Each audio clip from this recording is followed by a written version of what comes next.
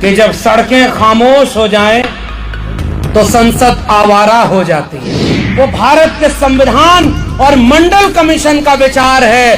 भारत के बनाने वाले हमारे पुरखे थे, भारत को बचाने का काम हमें करना है। इसलिए हम सही रास्ते पर, जिन हाथों ने सदियों तक कुदाल फावड़ा और मेहनत से श्रम करके इस दुनिया को रहने लायक बनाया, पुरखों ने जाने कितनी कुर्बानी दी। पहली पीढ़ी आई है जो हाथ में कलम और किताब पकड़ी है, अभी तो बहुत लंबा हिसाब बाकी है।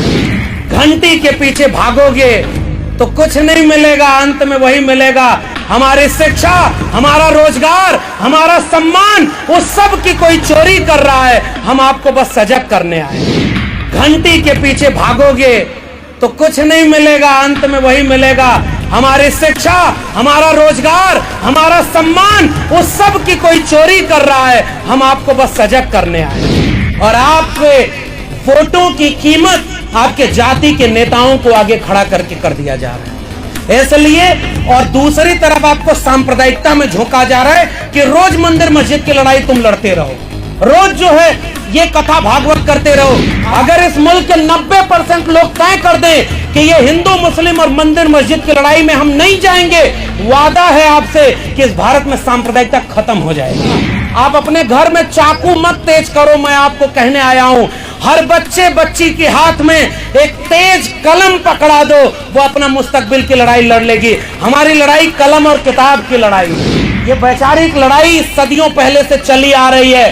तथागत बुद्ध, कबीर, रैदास, पलटू दादू, भीखा, बुल्ले शाह, बाबा फरीद और चोखा मेला नारायण गुरु बसवन्ना से होते हुए महात्मा फूले, डॉक्टर भीमराव अंबेडकर, डॉक्टर राम मनोहर लोहिया, मंडल कांशीराम की लड़ाई भारत के राष्ट्र निर्माण की लड़ाई है। इसलिए हमें सबको झोंक करके उसको लड़ना पड़े तो भी इस कारवां को रुकने नहीं देना। आप क्या कर रहे थे?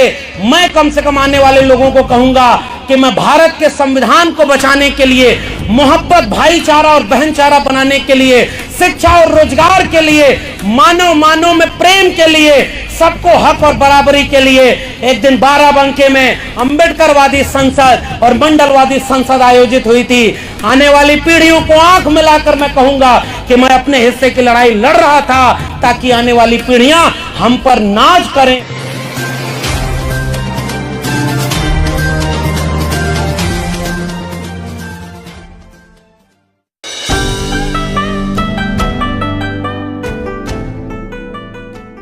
और मुझे डॉक्टर राम मनोहर लोहिया का वो कथन याद आ रहा है कि जब सड़कें खामोश हो जाएं तो संसद आवारा हो जाती है। और मैं उम्मीद करता हूं कि इस बाराबंकी और आसपास के जिलों से आए हुए आप सभी क्रांतिकारी लोग, बहुजन समाज, वंचित शोषित समाज के आप सभी लोग एक उम्मीद बनकर आए हैं हम सारे लोगों के साथ कि आपने सड़कों को खामोश नहीं रहने दिया है। और वैचारिक क्रांति का एक जो आगाज हजारों साल पहले से चला आ रहा है, कितना भी बुरा वक्त आ जाए, कितना भी केस मुकदमे का दौर आ जाए, आपकी आवाजों को दबाने के लिए सत्ता तैयार खड़ी हो। कानून मुकदमे से आगे बढ़ के बुलडोजर तक बात पहुंच जाए, फिर भी जो नहीं डरा वो असली वैचारिक व्यक्ति है, वो भारत का निर्माता है।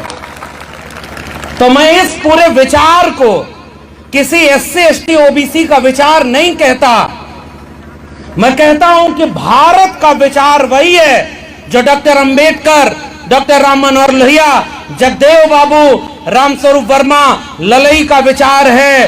वो भारत के संविधान और मंडल कमीशन का विचार है। भारत के बनाने वाले हमारे पुरखे थे, भारत को बचाने का काम हमें करना है। इसलिए हम सही रास्ते पर हैं।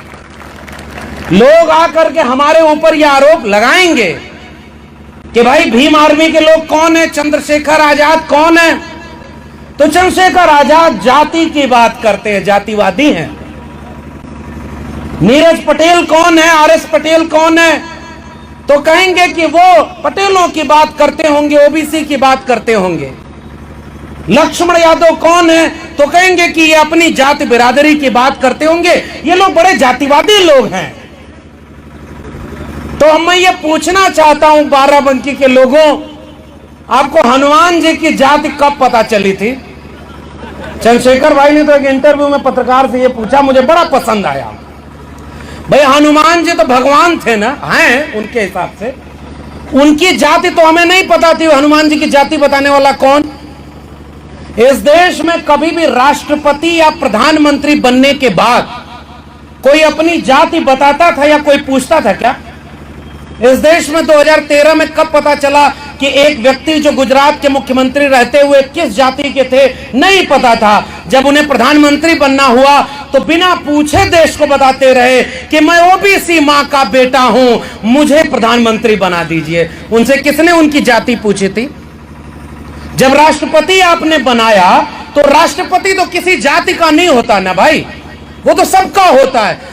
प्रेस कॉन्फ्रेंस करके राष्ट्रपति की जाति बताने वाले लोग कौन थे? और अभी जब कुछ और चुनाव बीता तो कैबिनेट मंत्री और केंद्र सरकार में मंत्री बनाने के बाद, मैं तो दिल्ली में रहता हूं ना, बड़ी बड़ी होर्डिंग लगा करके पहली बार कौन बताया कि 12 अनुसूचित जाति जनजाति और 27 ओबीसी को हमने मंत्री बना दिया। वो कौन लोग हैं जो कल आपको हिंदू बनाने आते हैं? वो हमें हमारी जाति बताते हैं, हमको कहते हैं कि हम सारे लोग जातिवादी हैं। जब वो करें तो वो ब्रह्मांड की चिंतन हो गया, वो मानवतावादी हैं। और हम जातियों के बराबरी और समानता की बात करें तो हम जातिवादी हो गए। ये सवाल मेरा उन लोगों से है। भाई अच्छा एक बात बताइए, मैं तो उत्तर प्रदेश में हूं, बहुत ज्यादा नहीं उधर बोलूंगा, केस मुकदमा बहुत हो जा रहा है, इशारे में ही बात करें। वैसे भी हम लोग पढ़ाने लिखाने वाले पेशे से जुड़े हैं। यही बाराबंकी एक ऐसा शहर है, मैं यहाँ आने के पहले पढ़ रहा था, इसे पूर्वांचल का गेट द्वार बोला जाता है। यहां से पूर्वांचल शुरू हो रहा है। तो पूर्वांचल की जमीन वैचारिक जमीन, और वहीं गाय भैंस चराने वाले लोग। ओबीसी समाज के लोगों को एक किस्सा अपना सुना रहा हूं। थोड़ा सा वक्त है, हम लोग प्रोफेसर लोग हैं, 1 घंटा की तो क्लास लेने का है अनुभव। अब यहाँ 10-15 मिनट बोलना है क्योंकि मुझे निकलना भी है। एक किस्सा सुनिए। हमें तो पता ही नहीं था कि जाति हमारी क्या है। गांव में गाय भैंस चराते थे, घर वालों ने थोड़ा हिम्मत करके भेज दिया, इलाहाबाद यूनिवर्सिटी पढ़ने लगे। पढ़ते पढ़ते जब विश्वविद्यालय टॉप किया तो जो प्रोफेसर हमें बहुत पसंद करते थे, उनका बयान था कि जो गाय भैंस चराना लगे वो लोग अगर यूनिवर्सिटी टॉप करने लगे तो हमारे घरों के बच्चे कहां जाएंगे। तब मुझे पता चला कि मैं तो ओबीसी जाति का हूं। ये मेरे सामने मेरा प्रोफेसर ही मेरी जाति पूछता है। हमने नहीं पूछी किसी की जाति, और हमें तो उसी समय पता चल गया। उत्तर प्रदेश में कुछ लोगों को बहुत बाद में पता चला, जब उनका घर वर गंगा जल से धुलवाया गया, तब कहा कि अरे ये तो हम तो ये निकले। भैया एहसास तो सबको होगा। अभी उत्तर प्रदेश में रामचरितमानस का विवाद चल रहा है। भाई देखो, मेरी तो पीएचडी ही तुलसीदास पर है। हमने तो उसी में पीएचडी की हुई है और हमने एक एक चौपाई पढ़ी हुई है। अभी तो 2-4 चौपाई पर, अभी लेखक साहब बोल रहे थे वर्मा जी, अभी 2 चौपाई 4 चौपाई पर इतना विवाद हुआ। अरे अभी तो बाबा साहब अंबेडकर, भारत का संविधान और मंडल धीरे धीरे जमीन पे पहुंच रहा है। जिन हाथों ने सदियों तक कुदाल फावड़ा और मेहनत से श्रम करके इस दुनिया को रहने लायक बनाया, पुरखों ने जाने कितनी कुर्बानी दी। पहली पीढ़ी आई है जो हाथ में कलम और किताब पकड़ी है। अभी तो बहुत लंबा हिसाब बाकी है, अभी तो शुरुआत हुई है। हिसाब होगा कि नहीं होगा? अच्छा, हिसाब का मतलब क्या? भाई हम ये पढ़ के अगर ये सवाल पूछेंगे कि भाई जिस चीज को आप लोग देवता बना के पूज रहे हैं, अगर वहां कोई मूंछ रखने पर, कोई मटका छू देने पर, कोई घोड़ी चढ़ जाने पर और कोई अपने हक हुकूक की बात कर देने पर मारा जा रहा हो तो सवाल पूछेंगे ना। अगर किसी जाति के लिए लिखा है जेबर नादन तेल कुम्हारा सुपच करात कोल कलवारा, सारी चीजें, वो सारी चीजें लिखी हुई हैं, तो पूछा जाएगा आप अपना सम्मान बढ़ाओ, पूज्य विप्रशील गुणहीना शूद्र गुण गण ज्ञान प्रवीणा। मैं तो पढ़ाता हूं, पीएचडी किया हूं, इसलिए मैं बोल सकता हूं भाई। मैं तो ये पूछ रहा हूं, आप अपनी पूजा करवाए, हमें कोई दिक्कत नहीं, आप अपनी पूजा करवाओ। हमारे लिए क्यों कह दिया कि पूज्य शूद्र न गुण गण ज्ञान प्रवीणा? कोई विद्वान हो तो भी उसकी पूजा न हो। उसी दौर में वैचारिक क्रांति थी, अंबेडकरवादी मंडलवादी संसद में आए हुए लोगों, उसी समय संत कबीर सदगुरु रविदास ने कहा कि पूज्य चरण चंडाल के जो हो वे गुण प्रवीण। और वो वैचारिक लाइन है जिसमें हम कह रहे हैं प्रतिभा और काबिलियत का सम्मान। अब एक बात बताइए, इस देश में जातिवाद ने सबसे ज्यादा नुकसान किया है कि नहीं? उत्तर प्रदेश के लोगों को तो अच्छे से पता होगा। मंडलवादी और अंबेडकरवादी विचार का मतलब क्या है? कोई बड़ा नहीं, कोई छोटा नहीं। हम लोग बचपन में बुलडोजर को क्या देखने जाते थे? जमीन समतल करने का काम करता है।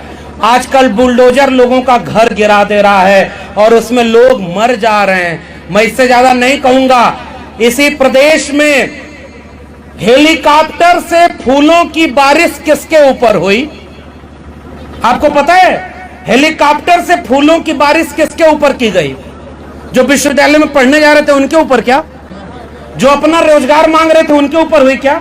ये 69,000 शिक्षक भर्ती घोटाले में जो आरक्षण मांग रहे थे उनके ऊपर हेलीकॉप्टर से फूलों की बारिश हुई क्या? ये जो लोग मंडल सिफारिशों को लागू कराने की बात कर रहे थे उनके ऊपर हेलीकॉप्टर की बारिश हुई क्या? फूलों की हेलीकॉप्टर की बारिश उनके ऊपर हुई जो कांवड़ ढोने जा रहे थे।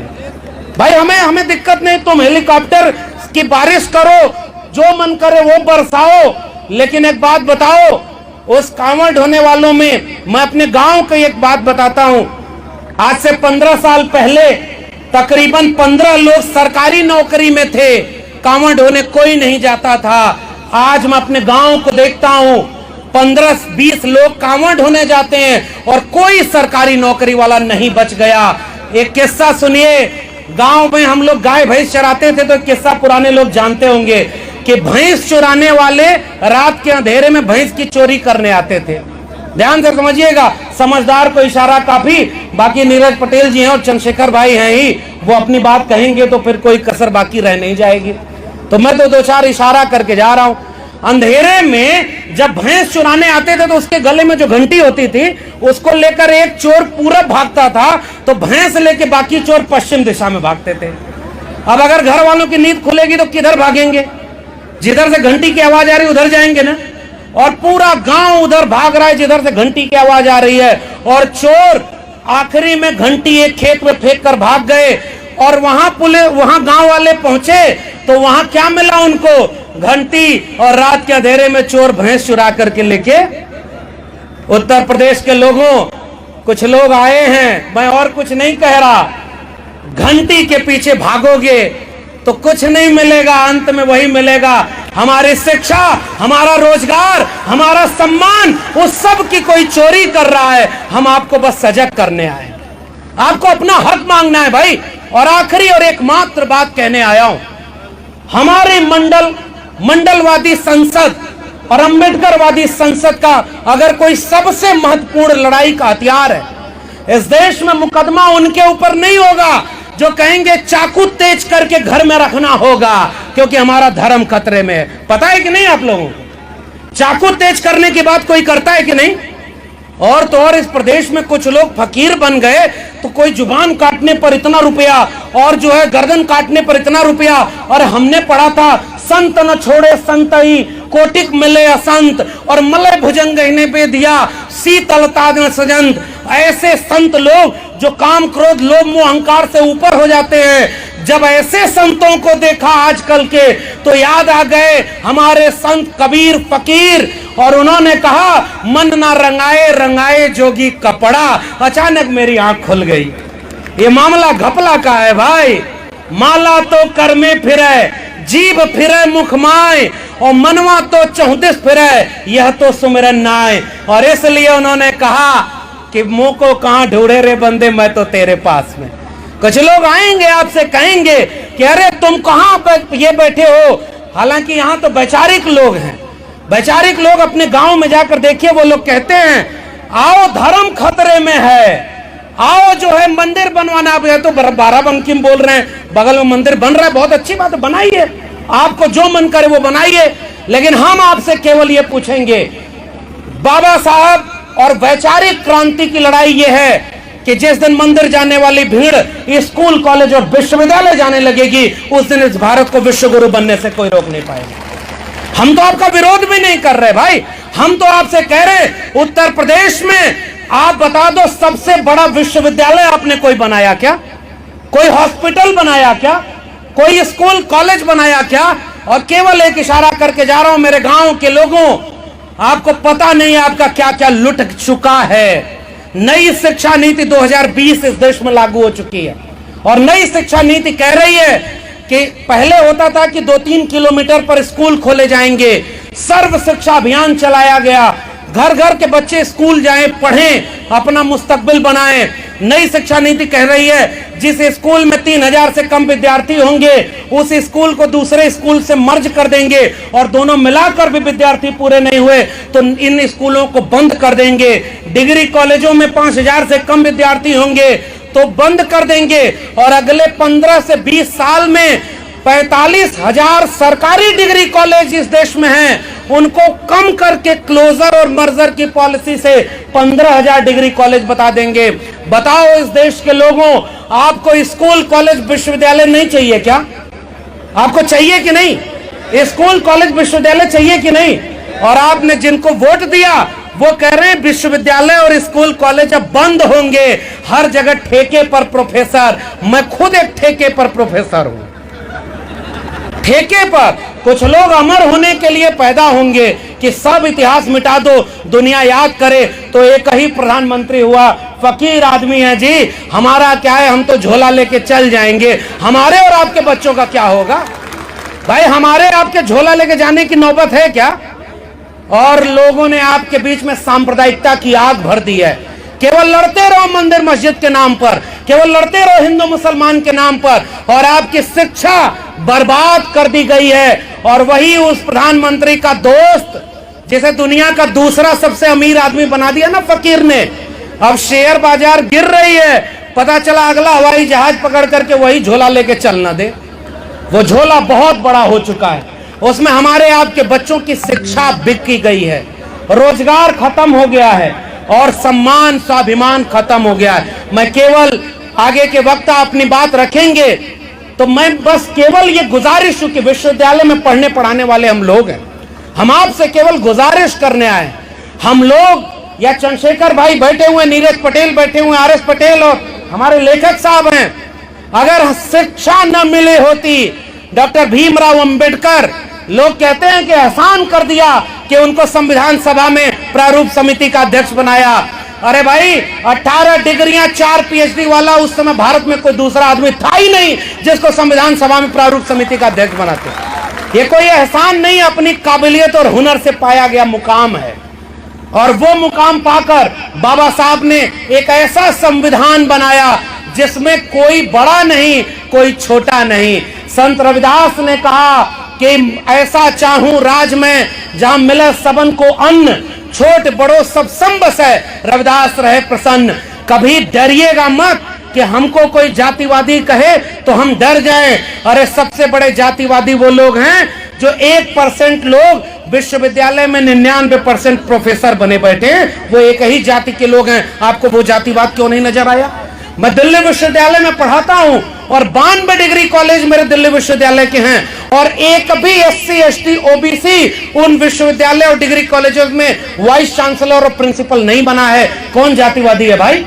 आपने सुप्रीम कोर्ट में आज तक जितने जज बनाए हैं केवल 2 SC और 1 OBC है, शेड्यूल ट्राइब का कोई जज ही नहीं है। कौन जातिवादी है? आज जगदेव बाबू को याद करते हुए मैं केवल ये गुजारिश, हमने नारे सुन लिए हैं। समाजवादी आंदोलन का नारा था, सन सोपा ने बांधी गांठ, पिछड़ा पावे 100 में 60। OBC समाज के लोगों, हमें और आपको ज्यादा जागने का वक्त है। मैं कहीं भी देश भर में जा रहा हूं, मैं एक बात देखता हूं और चंद्रशेखर भाई बैठे इनके सामने ये कबूल करते हुए कह रहा हूं, इस देश में सबसे ज्यादा अपमान और जलालत किसी को सहनी पड़ी तो वो शेड्यूल कास्ट के लोग थे, लेकिन जब उन्हें अपना एक वैचारिक आइकॉन मिला तो उन्होंने भारत ही नहीं पूरी दुनिया को बता दिया कि डॉक्टर अंबेडकर कौन है, उनको अब तुम मिटा नहीं सकते हो। ये ताकत है उस वैचारिक आंदोलन की। मानवर कांशीराम साहब ने आजाद भारत में वापस फिर से क्रांति की लहर जगाई और अब यह तीसरा दौर है। ओबीसी समाज के लोगों से मेरी गुजारिश केवल इतनी है, हमें भड़काया जाएगा, तोड़ा जाएगा, हमें आपस में कहा जाएगा कि तुम्हारी जाति वाले ने इसका हक मार लिया, इसकी जाति वाले ने इसका हक मार लिया, और हर जाति को आपस में लड़ाया जाएगा। कभी देखा है आपने कि उन तमाम शोषक जातियों में कोई आपस में नहीं लड़ता है, बहुत एक तालमेल बना होता है, सब एक दूसरे की मदद करते हैं, और आपके वोटों की कीमत आपके जाति के नेताओं को आगे खड़ा करके कर दिया जा रहा है। इसलिए और दूसरी तरफ आपको सांप्रदायिकता में झोंका जा रहा है कि रोज मंदिर मस्जिद की लड़ाई तुम लड़ते रहो, रोज जो है ये कथा भागवत करते रहो। आजकल कथा भागवत की बात आई है तो नए नए बाबा आ गए हैं जो किस्मत बता रहे हैं। ये कौन सा भारत बना रहे हो भाई? टीवी पर बैठ करके लोग कह रहे हैं कि ये चमत्कार है, विज्ञान है, कि ये किस्मत बता रहे, और वो बाबा अपने भाई की किस्मत नहीं बता पाया कि ये दलितों की शादी में जब जाएगा तो मुकदमा होगा इसके ऊपर, और मुकदमा हो गया भाई। ये दूसरे की किस्मत बताने वाले लोग आपको केवल ध्यान भटका रहे हैं। मेरी गुजारिश, वैचारिक लोगों, इस क्रांति की आग को बुझने नहीं देना। और ये वैचारिक लड़ाई सदियों पहले से चली आ रही है। तथागत बुद्ध, कबीर, रैदास, पलटू दादू, भीखा, बुल्ले शाह, बाबा फरीद और चोखा मेला नारायण गुरु बसवन्ना से होते हुए महात्मा फूले, डॉक्टर भीमराव अंबेडकर, डॉक्टर राम मनोहर लोहिया, मंडल कांशीराम की लड़ाई भारत के राष्ट्र निर्माण की लड़ाई है। इसलिए हमें सब कुछ झोंक करके उसको लड़ना पड़े तो भी इस कारवां को रुकने नहीं देना। यही गुजारिश है। और जाते जाते केवल एक चीज, कुछ ढपोर संखों से बच के रहिएगा।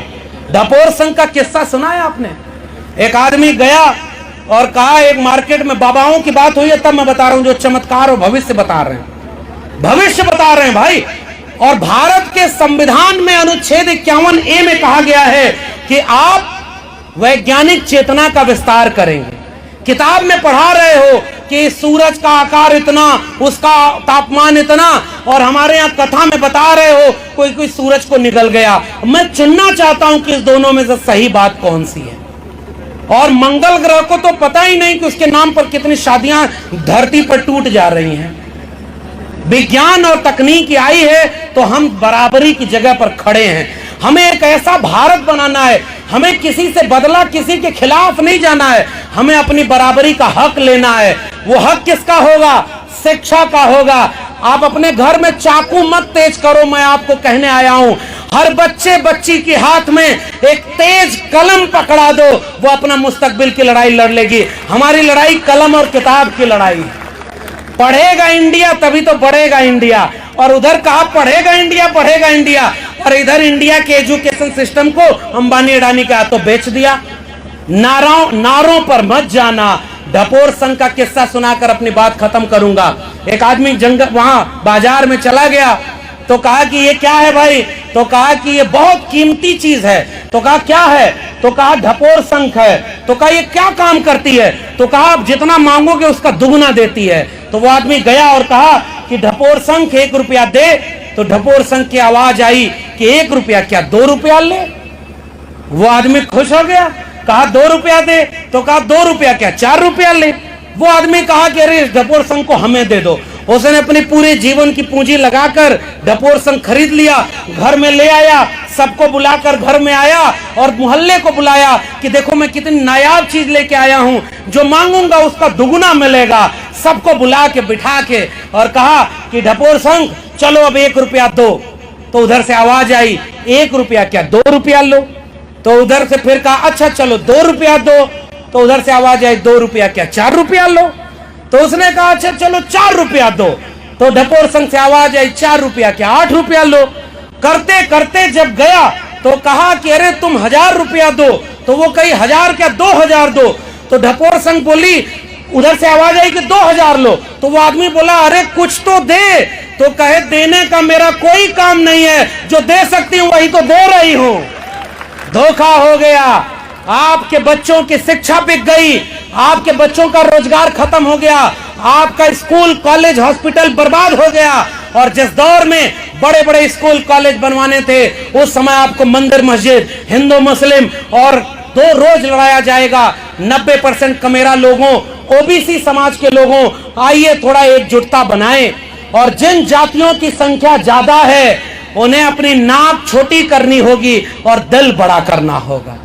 ये जो नाक हमारी लंबी हो गई, हमें एकजुटता नहीं है और अचानक आपकी जाति का कोई व्यक्ति आएगा और आपका वोट लेके चला जाएगा। वोटों का सौदा हो रहा है और आपके बच्चों का भविष्य बेचा जा रहा है। इसलिए इस संसद के जिंदा लोगों, एक गुजारिश, हाथ उठाकर एक वादा करिए कि कभी भी अपने बच्चों को किसी सांप्रदायिक दंगे में नहीं भेजेंगे। मेरे हाथ उठा के गुजारिश है, वादा करिए। अगर इस मुल्क के 90% लोग तय कर दें कि ये हिंदू मुस्लिम और मंदिर मस्जिद की लड़ाई में हम नहीं जाएंगे, वादा है आपसे कि इस भारत में सांप्रदायिकता खत्म हो जाएगी, खत्म हो जाएगी, ये लड़ाई खत्म हो जाएगी भाई। और वैचारिक लड़ाई, ओबीसी समाज के लोगों से मेरी गुजारिश, एक भी ओबीसी समाज के व्यक्ति की न तो कोई अपमानजनक बात और न अन्याय अत्याचार किसी भी एससी और एसटी समाज पर कभी नहीं होगा। जितने ओबीसी समाज के लोग हैं, एक बार हाथ उठाकर वादा करिए और वादा अपने गांव में भी चल के कराइए। एकजुटता बनाने से बनेगी और हम सब लोग जाति व्यवस्था के शिकार हैं।